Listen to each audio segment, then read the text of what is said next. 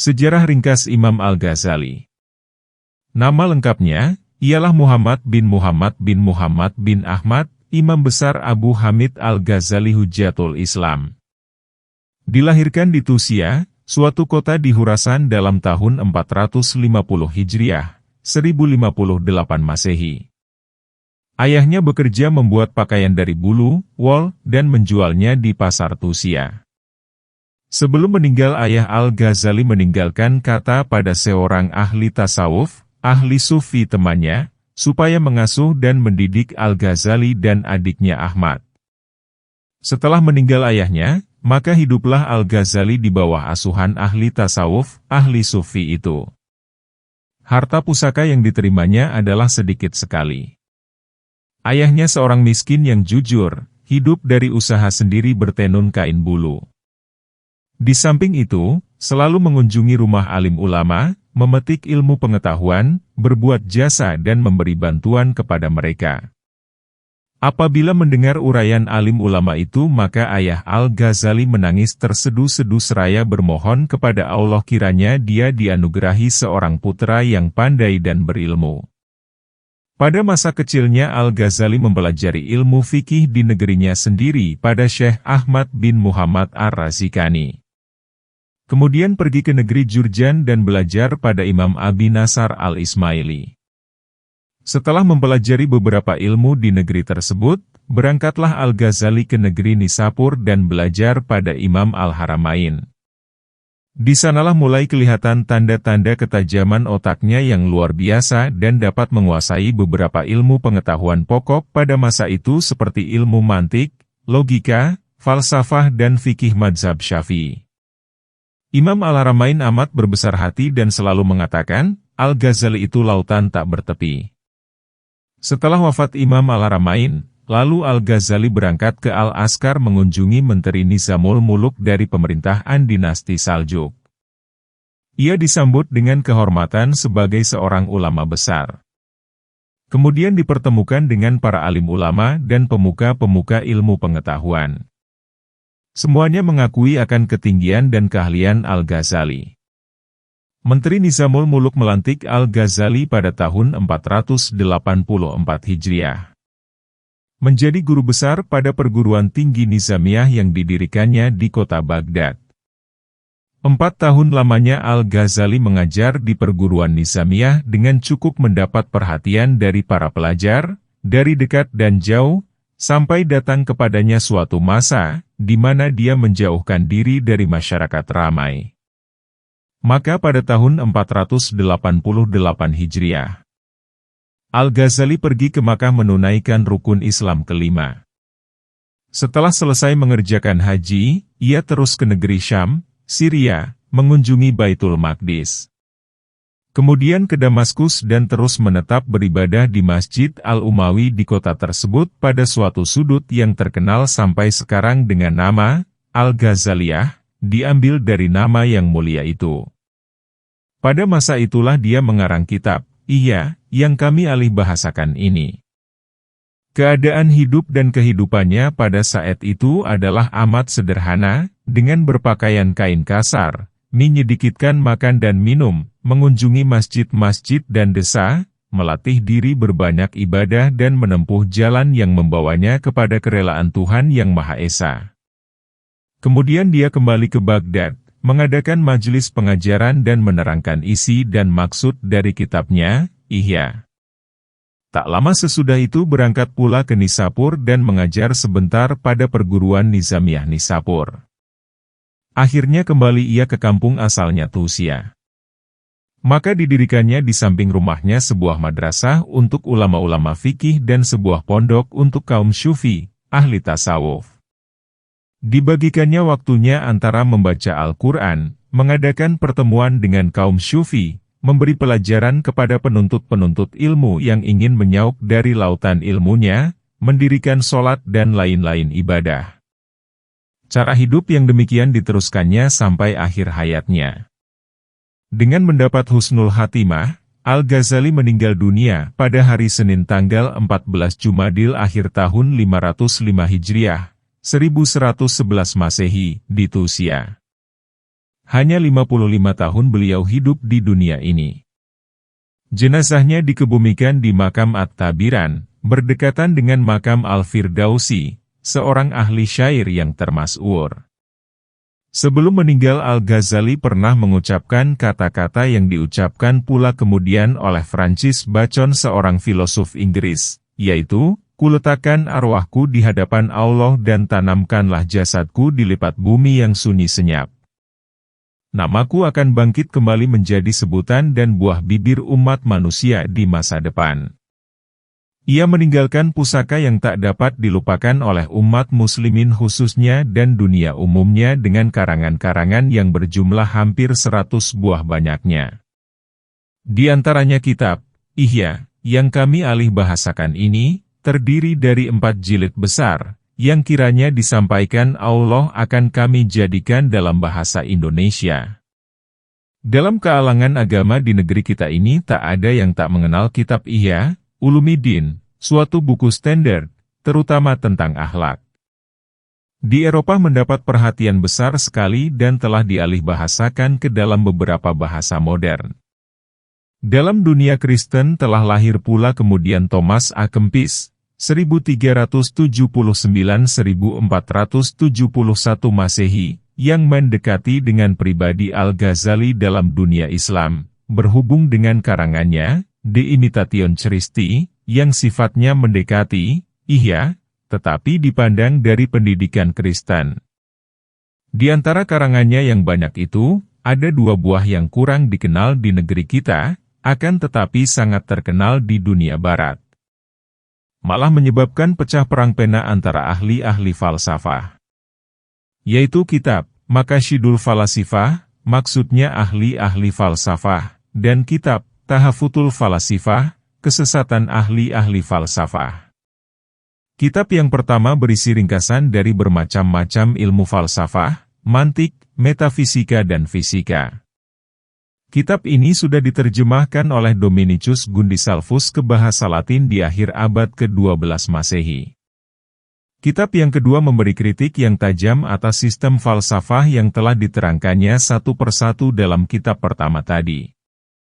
Malah oleh Al-Ghazali sendiri menerangkan dalam kitab yang kedua itu, bahwa maksudnya menulis kitab yang pertama tadi ialah mengumpulkan lebih dahulu bahan-bahan untuk para pembaca, yang nantinya akan dikritiknya satu persatu dalam kitab yang kedua. Beberapa puluh tahun kemudian, maka lahirlah di Andalusia, Spanyol, Ibnu Rushd, digelarkan filosof Cordova, tahun 1126–1198. Dia membantah akan pendirian Al-Ghazali dalam hal falsafah itu dengan mengarang sebuah kitab yang dinamainya, Tahafutil Falasifah, kesesatan buku ahli-ahli falsafah Al-Ghazali.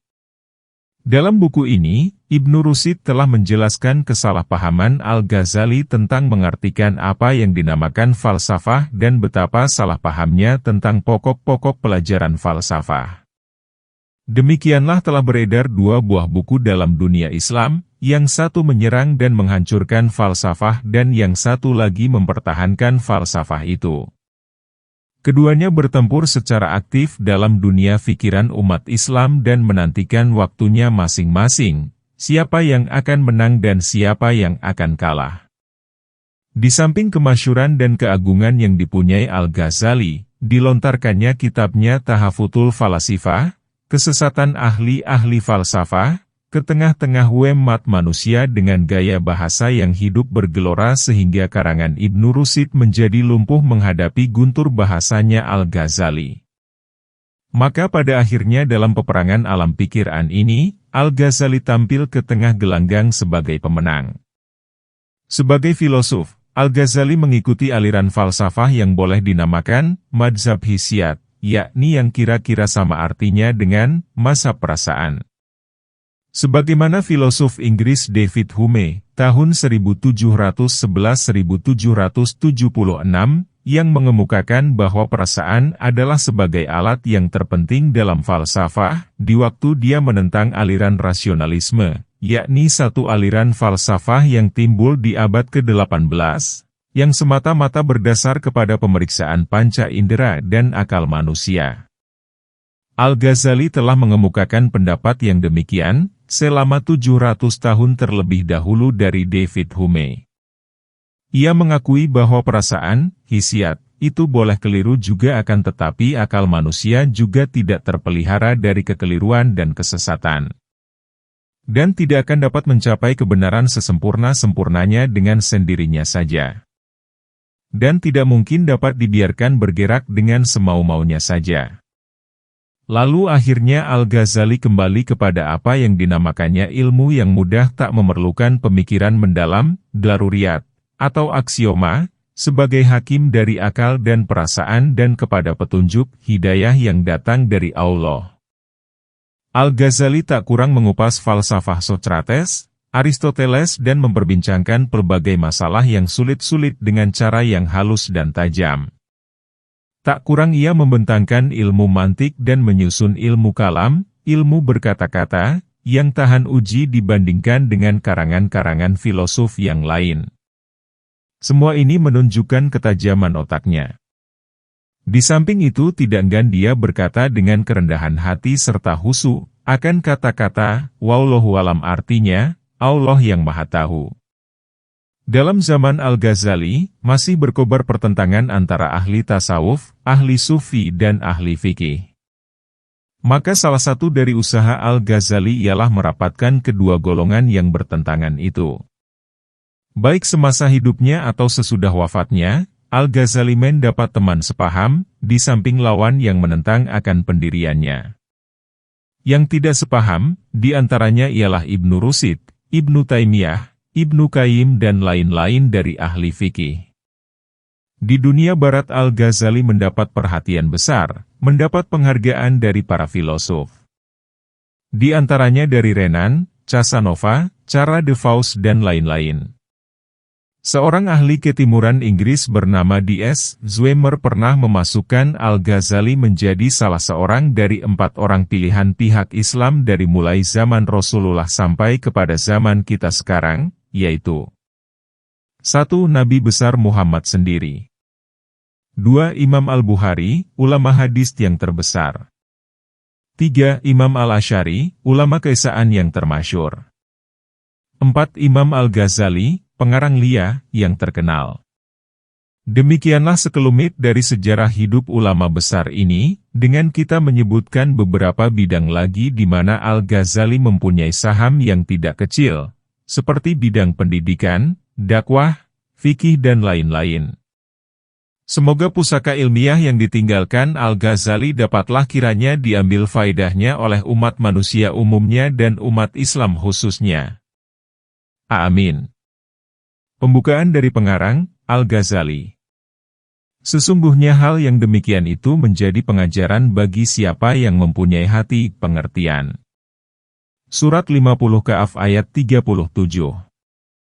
Dengan nama Allah yang Maha Pemurah lagi Maha Penyayang. Ke-1.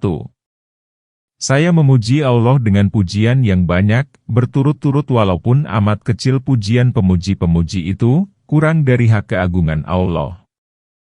Kedua, saya bersyalawat dan mengucapkan salam kepada Rasul-Rasul Allah, salawat yang meratai Rasul-Rasul yang lain, bersama penghulu umat manusia. Ketiga, saya memohonkan kebajikan kepada Allah Ta'ala, tentang membangkitnya cita-citaku, mengarang sebuah kitab, tentang menghidupkan kembali ilmu agama, Ihya Ulumuddin. Keempat, saya menantang, untuk memotong kesombonganmu, hai pencela, yang melampaui batas pada mencela, di antara golongan orang-orang yang ingkar, yang berlebih-lebihan mencaci dan melawan, di antara lapisan orang-orang yang melawan, yang lalai. Maka sesungguhnya telah terlepas ikatan diam dari lidahku. Telah dikalungkan pada leherku, tanggungan kata-kata dan kalung mutiara bertutur kata, selama engkau berkekalan buta dari kebenaran yang nyata, serta berkepanjangan menolong yang batil, salah, membaguskan kebodohan dan mengobarkan fitnah kepada orang, yang memilih mencabut diri sedikit dari adat kebiasaan orang banyak. Dan ia cenderung sedikit dari membiasakan diri mengikuti kebiasaan itu, kepada beramal dengan yang dikehendaki oleh ilmu, karena mengharap mencapai apa yang diajak oleh Allah Ta'ala beribadah kepada Allah, yaitu membersihkan diri dan membaikkan hati. Dan untuk memperoleh kembali sebahagian apa yang telah dibuang-buangkannya, dari menyia-nyiakan umur, karena putus asa dari kesempurnaan memperoleh kembali dan menampalkannya. Dan tersisih dari kumpulan orang, yang dikatakan terhadap mereka oleh yang empunya syariat, artinya ajaran peraturan agama, rahmat Allah dan sejahtera Allah kepadanya. Manusia yang sangat menderita azab pada hari kiamat ialah orang yang berilmu, orang alim, yang tidak diberi manfaat oleh Allah dengan ilmunya. Demi umurku, sesungguhnya tiada sebab untuk berkekalan kamu pada kesombongan, selain oleh penyakit yang meratai orang banyak. Bahkan telah meratai golongan orang-orang yang teledor, daripada memperhatikan pentingnya persoalan ini. Dan bodoh, bahwa persoalan ini besar. Dan keadaannya itu sungguh-sungguh. Akhirat itu di depan dan dunia itu di belakang. Ajal itu dekat. Perjalanan itu jauh. Perbekalan itu sedikit. Bahaya itu besar. Dan jalan itu tertutup. Selain keikhlasan karena wajah Allah, dari ilmu dan amal, adalah tertolak pada pihak pengecam, yang dapat melihat. Berjalan ke jalan akhirat serta banyaknya tipu daya tanpa penunjuk dan teman, adalah payah dan sukar. Maka penunjuk-penunjuk jalan itu ialah kaum ulama. Mereka adalah pewaris nabi-nabi. Telah kosonglah zaman dari mereka. Tidak ada yang tinggal, kecuali orang-orang yang berbuat resmi-resmian. Kebanyakan telah digoda setan dan terjerumus ke dalam kesesatan. Masing-masing mereka telah tertarik kepada keuntungan yang dekat.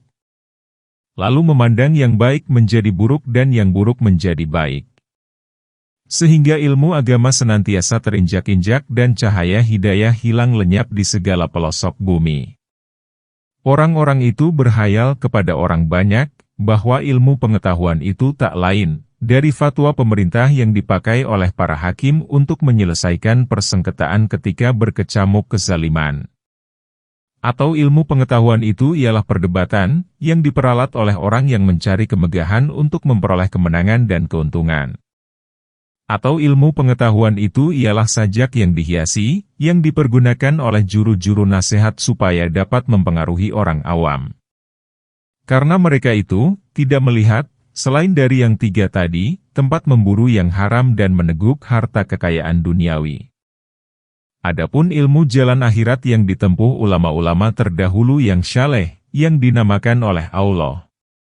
Dalam kitab Allah dengan fikih, hikmah ilmu, nur cahaya, hidayah petunjuk. Maka telah dilipat dari orang banyak dan menjadi hal yang dilupakan. Manakala yang demikian itu menghancurkan agama dan mendatangkan bahaya yang mengerikan, maka aku berpendapat bahwa berusaha menyusun kitab ini, adalah penting untuk menghidupkan kembali ilmu-ilmu agama, ihya, ulumiddin, membuka jalan-jalan yang dilalui imam-imam yang terdahulu dan memberi penjelasan maksud dari ilmu pengetahuan yang berguna, dari nabi-nabi dan ulama-ulama terdahulu yang saleh. Aku buat dasar kitab ini 4 bahagian besar, 4 rubu, dan tiap rubu dilengkapi dengan 10 kitab yaitu 1. Bahagian peribadatan, rubu, ibadah. 2. Bahagian pekerjaan sehari-hari, rubu, adat kebiasaan. 3. Bahagian perbuatan yang membinasakan, rubu, al-muhlikat. 4. Bahagian perbuatan yang menyelamatkan, rubu, al-munjiat. Aku mulai sejumlah dengan kitab ilmu, karena ilmu itu amat penting. Untuk pertama-tama aku bentangkan tentang ilmu, di mana segala orang berbakti kepada Allah dengan menuntutnya, di atas sabda Rasul yang bersabda, menuntut ilmu itu wajib atas tiap-tiap muslim. Akan aku bedakan padanya, ilmu yang bermanfaat, dari ilmu yang mendatangkan melarat. Karena Nabi bersabda, kita berlindung dengan Allah, dari ilmu yang tidak bermanfaat. Aku akan buktikan kecenderungan manusia sekarang, jauh dari bentuk kebenaran. Tertipunya mereka dengan kilatan fata morgana. Dan kepuasan mereka dengan kulit ilmu, tanpa isi.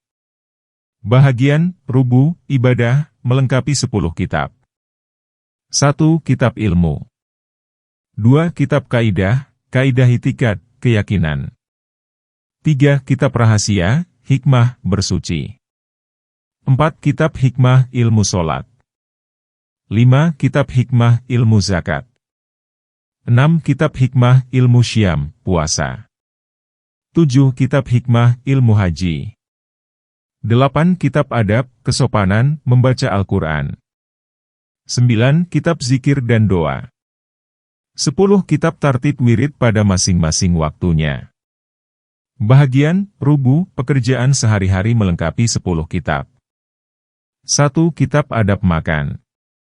2. Kitab adab perkawinan. 3. Kitab hukum berusaha. 4. Kitab halal dan haram. 5. Kitab adab berteman dan bergaul dengan berbagai golongan manusia. 6. Kitab uslah, mengasingkan diri. 7. Kitab adab bermusafir, berjalan jauh. 8. Kitab mendengar dan merasa. 9. Kitab amar ma'ruf dan nahi mungkar. 10. Kitab adab kehidupan dan budi pekerti, akhlak, kenabian. Bahagian, rubu, perbuatan yang membinasakan, melengkapi 10 kitab. 1. Kitab menguraikan keajaiban hati. 2. Kitab pelatihan diri, jiwa. 3. Kitab bahaya hawa nafsu perut dan kemaluan. 4. Kitab bahaya lidah. 5. Kitab bahaya marah, dendam dan dengki. 6. Kitab tercelanya dunia. 7. Kitab tercelanya harta dan kikir. 8. Kitab tercelanya sifat suka kemegahan dan cari muka, ria. 9. Kitab tercelanya sifat takabur dan mengherani diri, ujub. 10. Kitab tercelanya tertipu dengan kesenangan duniawi. Bahagian, rubu, perbuatan yang melepaskan, melengkapi 10 kitab. 1. Kitab taubat. 2. Kitab sabar dan syukur. 3. Kitab takut dan harap. 4. Kitab fakir dan zuhud. 5. Kitab keesaan dan tawakal. 6. Kitab cinta kasih, rindu, jinak hati dan rela. 7. Kitab niat, benar dan ikhlas. 8. Kitab murakabah dan menghitung amalan.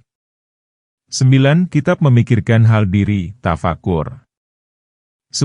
Kitab ingat mati. Adapun bahagian ibadah, maka akan saya terangkan nanti periadabnya yang mendalam, sunat-sunatnya yang halus-halus dan maksudnya yang penuh hikmah, ilmu, yang diperlukan oleh orang yang berilmu, yang mengamalkan. Bahkan tidaklah dari ulama akhirat, orang yang tidak memperhatikan kepadanya. Dan yang terbanyak daripadanya, adalah termasuk yang disia-siakan dalam ilmu fikih. Adapun bahagian pekerjaan sehari-hari, maka akan saya terangkan hikmah, ilmu pergaulan yang berlaku antara sesama manusia, liku-likunya, sunatnya yang halus-halus dan sifat memelihara diri yang tersembunyi pada tempat-tempat lalunya. Yaitu, yang harus dipunyai oleh orang yang beragama.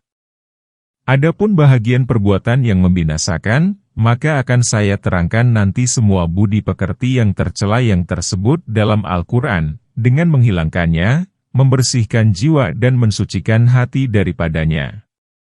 Saya akan terangkan masing-masing dari budi pekerti itu, batas dan hakikat maknanya. Kemudian akan saya sebutkan sebab terjadinya, kemudian bahaya yang timbul daripadanya, kemudian tanda-tanda mengenalinya, kemudian cara mengobatinya supaya terlepas kita daripadanya. Semuanya itu, disertai dengan dalil-dalil ayat, hadis dan kata-kata sahabat Nabi. Adapun bahagian perbuatan yang melepaskan, maka akan saya terangkan semua budi pekerti yang terpuji dan keadaan yang disukai, yang menjadi budi pekerti orang-orang yang mendekatkan diri kepada Allah, syiddiqin benar, yang mendekatkan hamba kepada Tuhan semesta alam. Saya akan terangkan pada tiap-tiap budi pekerti itu, batasnya, hakikat maknanya, sebab yang membawa tertarik kepadanya, faidah yang dapat diperoleh daripadanya, tanda-tanda untuk mengenalinya dan keutamaan yang membawa kegemaran kepadanya, serta apa yang ada padanya, dari dalil-dalil syariat, agama dan akal pikiran. Penulis-penulis lain sudah mengarang beberapa buku mengenai sebahagian dari maksud-maksud tadi. Akan tetapi kitab ini berbeda dari buku-buku itu dalam 5 hal. 1. Menguraikan dan menjelaskan apa yang ditulis penulis-penulis lain secara singkat dan umum. 2. Menyusun dan mengatur apa yang dibuat mereka itu berpisah-pisah dan bercerai-berai. 3. Menyingkatkan apa yang dibuat mereka itu berpanjang-panjang dan menentukan apa yang ditetapkan mereka. 4. Membuang apa yang dibuat mereka itu berulang-ulang dan menetapkan dengan kepastian antara yang diuraikan itu. 5. Memberi kepastian hal-hal yang meragukan yang membawa kepada salah paham, yang tidak disinggung sedikit pun dalam buku-buku yang lain.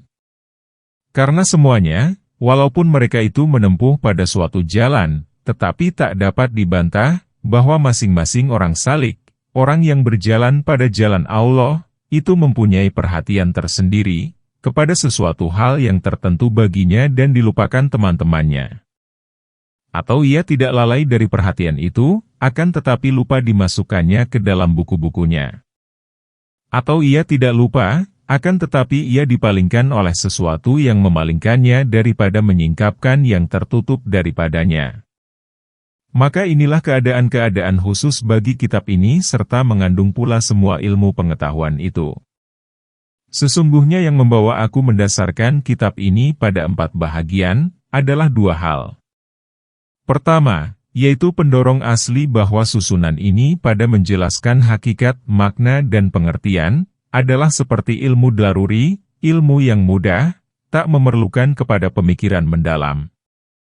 Sebab pengetahuan yang menuju ke akhirat itu, terbagi kepada muamalah dan mukasyafah.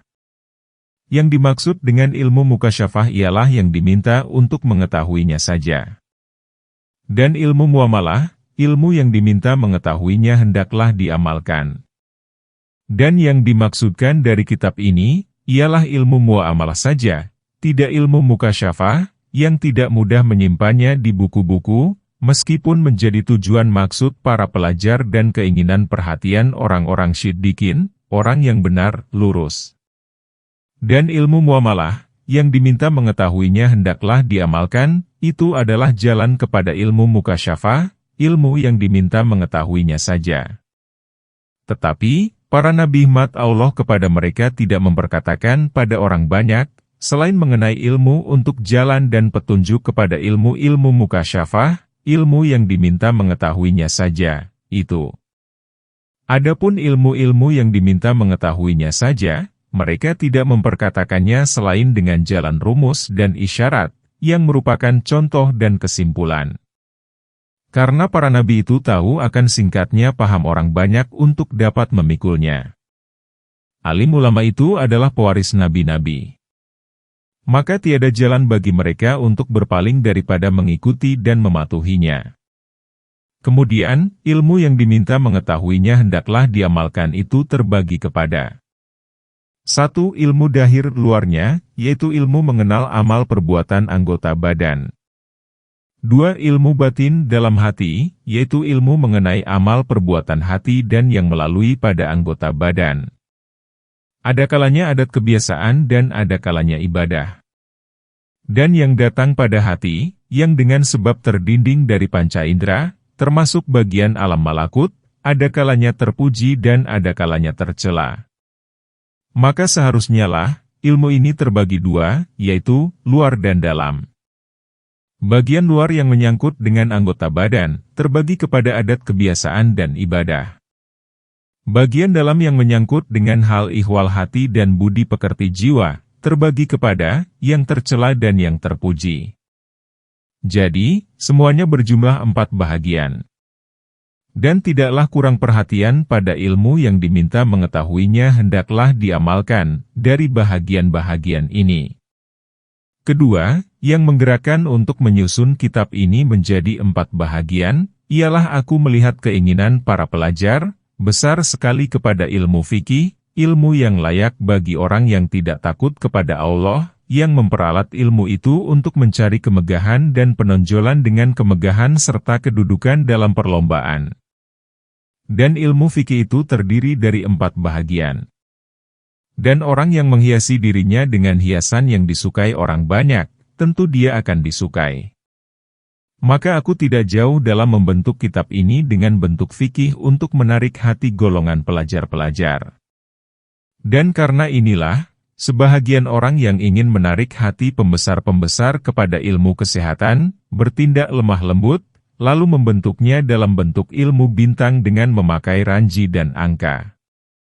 Dan menamakannya ilmu takwim, ilmu kesehatan, supaya kejinakan hati mereka dengan cara itu menjadi tertarik kepada membacanya. Berlemah lembut menarik hati orang kepada ilmu pengetahuan yang berguna dalam kehidupan abadi, adalah lebih penting daripada kelemah lembutan menariknya kepada ilmu kesehatan, yang faedahnya hanya untuk kesehatan jasmaniah belaka. Faedah pengetahuan ini ialah membawa kesehatan kepada hati dan jiwa yang bersambung terus kepada kehidupan abadi. Apalah artinya ilmu kesehatan itu yang hanya dapat mengobati tubuh kasar saja, yang akan hancur binasa dalam waktu yang tidak lama lagi. Kita bermohon kepada Allah akan petunjuk dan kebenaran. Bahwa Allah Maha Pemurah lagi Maha Pengasih. Kitab Ilmu dan padanya 7 bab. Bab 1 tentang kelebihan ilmu, kelebihan mengajar dan belajar. Bab 2 tentang ilmu-ilmu fardu ain dan fardu kifayah, menerangkan batas ilmu fikih, memperkatakan ilmu agama, penjelasan ilmu akhirat dan ilmu dunia. Bab 3 tentang apa yang dihitung oleh orang awam, termasuk sebahagian dari ilmu agama, padahal tidak. Juga menerangkan jenis ilmu yang tercela dan kadarnya. Bab 4 tentang bahaya perdebatan dan menyebabkan kesibukan manusia dengan berselisih dan bertengkar. Bab 5 tentang adab pengajar dan pelajar. Bab 6 tentang bahaya ilmu, ulama dan tanda-tanda yang membedakan antara ulama dunia dan ulama akhirat. Bab 7 tentang akal, kelebihan akal, bahagian-bahagian akal dan hadis-hadis yang membicarakan tentang akal. Bab ke-1 tentang kelebihan ilmu, kelebihan mengajar, kelebihan belajar, dalil-dalil dari naql, diterima disalin, dari Al-Quran, hadis, dan akal. Kelebihan ilmu. Dalil-dalilnya dari Al-Quran, adalah firman Allah, Azza wa Jalla, Allah Maha Mulia dan Maha Besar. Allah menyatakan bahwasanya tidak ada Tuhan melainkan Dia, yang berhak disembah, yang menegakkan keadilan. Para malaikat dan orang-orang yang berilmu, juga menyatakan yang demikian itu. Tak ada Tuhan melainkan Dia, yang berhak disembah, yang Maha Perkasa lagi Maha Bijaksana. Surat 3 ayat 18. Maka lihatlah, betapa Allah memulai dengan diri Allah sendiri dan menduai dengan malaikat dan menigai dengan ahli ilmu. Cukuplah kiranya dengan ini, buat kita pertanda kemuliaan, kelebihan, kejelasan, dan ketinggian orang-orang yang berilmu. Pada ayat lain Allah Ta'ala berfirman, diangkat oleh Allah orang-orang yang beriman daripada kamu dan orang-orang yang diberi ilmu dengan beberapa tingkat. Surat 58 ayat 11. Ibnu Abbas mengatakan, untuk ulama beberapa tingkat di atas orang mukmin, dengan 700 tingkat tingginya. Antara dua tingkat itu, jaraknya sampai 500 tahun perjalanan. Pada ayat lain Allah, Azza wa Jalla berfirman, katakanlah, adakah sama antara orang-orang yang berilmu dan orang-orang yang tidak berilmu? Surat 39 ayat 9. Allah Ta'ala berfirman, sesungguhnya yang takut akan Allah daripada hamba Allah ialah orang-orang yang berilmu, surat 35 ayat 28. Berfirman Allah, katakanlah, cukuplah Allah menjadi saksi antara aku dan kamu dan orang-orang yang padanya ada pengetahuan tentang Al-Quran, kitab. Surat 13 ayat 43. Pada ayat yang lain tersebut, berkatalah orang yang mempunyai pengetahuan tentang kitab, aku sanggup membawanya kepada engkau. Surat 27 ayat 40. Ayat ini memberitahukan bahwa orang itu merasa sanggup karena tenaga pengetahuan yang ada padanya. Allah Maha Mulia dan Maha Besar berfirman, berkatalah orang-orang yang berpengetahuan, malang nasibmu. Pahala dari Allah lebih baik untuk orang yang beriman dan mengerjakan perbuatan baik. Surat 28 Al-Qasas ayat 80. Ayat ini menjelaskan bahwa tingginya kedudukan akhirat diketahui dengan ilmu pengetahuan. Pada ayat lain tersebut, contoh-contoh itu kami buat untuk manusia dan tidak ada yang mengerti kecuali orang-orang yang berilmu. Surat 29 Al-Ankabut ayat 43. Dan firman Allah, kalau mereka mengembalikan kepada Rasul dan orang yang berkuasa di antara mereka, niscaya orang-orang yang memperhatikan itu akan dapat mengetahui yang sebenarnya. Surat 4 An-Nisa ayat 83. Ayat ini menerangkan bahwa untuk menentukan hukum dari segala kejadian, adalah terserah kepada pemahaman mereka. Dan dihubungkan tingkat mereka dengan tingkat nabi-nabi, dalam hal menyingkap hukum Allah. Dan ada yang menafsirkan tentang firman Allah, wahai anak Adam, sesungguhnya kami telah turunkan kepadamu pakaian ilmu yang menutupkan anggota kelaminmu dan perhiasan bulu yang indah dan pakaian takwa itulah yang lebih baik. Surat 7 Al-Araf ayat 26. Dengan tafsiran, bahwa pakaian itu maksudnya ilmu, bulu itu maksudnya yakin dan pakaian ketakwaan itu maksudnya malu. Pada ayat lain tersebut, sesungguhnya kami telah datangkan kitab kepada mereka, kami jelaskan dengan pengetahuan. Surat 7 ayat 52. Pada ayat lain, sesungguhnya akan kami ceritakan kepada mereka menurut pengetahuan. Surat 7 ayat 7. Pada ayat lain, bahkan, Al-Quran, itu adalah bukti-bukti yang jelas di dalam dada mereka yang diberi pengetahuan. Surat 29 ayat 49. Pada ayat lain, Tuhan menjadikan manusia dan mengajarkannya berbicara terang. Surat 55 ayat 3-4. Tuhan menerangkan yang demikian pada ayat tadi untuk menyatakan nikmat Allah dengan pengajaran itu. Adapun hadis, maka Rasulullah bersabda, barang siapa dikehendaki Allah akan memperoleh kebaikan, niscaya dianugerahi Allah pemahaman dalam agama dan diilhami Allah petunjuk. Nabi bersabda, orang berilmu, ulama, itu adalah pewaris dari nabi-nabi. Dan sudah dimaklumi, bahwa tak ada pangkat di atas pangkat kerasulan dan tak ada kemuliaan di atas kemuliaan yang mewarisi pangkat tersebut. Nabi bersabda, isi langit dan isi bumi meminta ampun untuk orang yang berilmu. Manakah kedudukan yang melebihi kedudukan orang, di mana para malaikat di langit dan di bumi selalu meminta ampun baginya? Orang itu sibuk dengan urusannya dan para malaikat sibuk pula meminta ampun baginya. Nabi bersabda, bahwa ilmu pengetahuan itu menambahkan mulia orang yang mulia dan meninggikan seorang budak sampai ke tingkat raja-raja. Dijelaskan oleh hadis ini akan faedahnya di dunia dan sebagai dimaklumi bahwa akhirat itu lebih baik dan kekal. Nabi bersabda, dua perkara tidak dijumpai pada orang munafik, baik kelakuan dan berpaham agama. Dan janganlah Anda ragu akan hadis ini, karena munafiknya sebahagian ulama fikih zaman sekarang. Karena tidaklah dimaksudkan oleh hadis itu akan fikih yang Anda sangkakan. Dan akan diterangkan nanti arti fikih itu. Sekurang-kurangnya tingkat seorang ahli fikih tahu ia bahwa akhirat itu lebih baik dari dunia. Dan pengetahuan ini, apabila benar dan banyak padanya, niscaya terlepaslah dia dari sifat nifak, bermuka dua dan ria, membanggakan diri.